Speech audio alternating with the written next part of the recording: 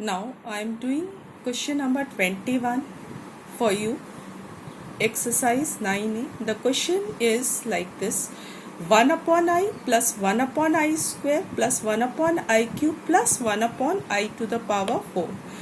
Now beware how to deal with i's. This is what is to be learnt over here. Now wherever I square is there is no problem, you can write minus 1. Of course, I you can not simplify further. So 1 upon I, 1 upon minus 1. Now I cube you can write it as I square into I. And I to the power 4 could be written as I square within bracket 2. Use the knowledge of exponents or powers. Hence you get like this. Now 1 upon I minus 1 plus 1 upon minus 1 I. Because I square you replace by minus 1, hence you are getting minus 1 into I. And here I square is minus 1, so minus 1 to the power 2. Now get the concept. 1 upon I minus 1 as it is. This will be equal to minus 1 upon I, because minus 1 here will make this plus as minus. So minus 1 upon I. And what about the last term? 1 upon minus 1 square is equivalent to 1. So 1 upon 1 becomes plus 1. Now you can see all the terms are getting cancelled, because 1 upon I minus 1 upon I could be cancelled, and minus 1 and plus 1 could be cancelled, and hence you get the answer as 0. So if you have the concept, then you can deal with this type of question. There are few more questions like this. You may now get the concept, learn it, and then do solve other questions of this type. Children, again I am reminding you that do the work systematically, methodically in your fair register, because it is going to be accounted. So you cannot escape from doing the work. And if you are not doing properly, we don't have any record, then you will face the consequences. Beware of that also. Again and again I am reminding, do the work properly. It is going to help you later on. Now comes the next question. This is another interesting question. I to the power 18 plus 1 by I to the power 25. Now, when the powers are more, then how to deal it? And outside there is a bracket and cube power is there. That is power 3. So, obviously it has to be expanded with a plus b whole cube formula later on.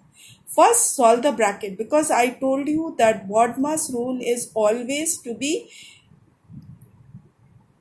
kept into consideration. So you have to keep all these things in your mind when you are doing this type of question. Now first thing is simplify the bracket. I square into 9, as I told you in the previous question also, similarly here. And what about I to the power 25 in denominator? I square into 12 into I. And of course 1 to the power 25 is 1, so I am not mentioning it. Now what happens? I square is minus 1.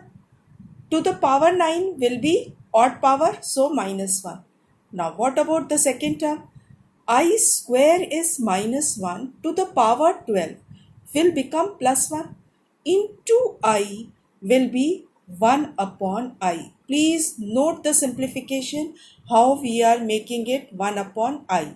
Once you understand this, then apply the formula a cube plus b cube.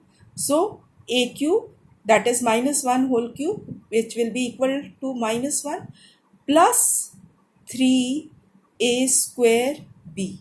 Minus 1 square will be 1, and 1 upon I into 3 is to be the second term. And third term is 3 into minus 1 into 1 upon I square. I am not making plus minus. I have taken minus 1 here, minus 1 here, square. So the formula is correctly done like this. Plus 1 by I whole cube. Now minus 1 of course is alright.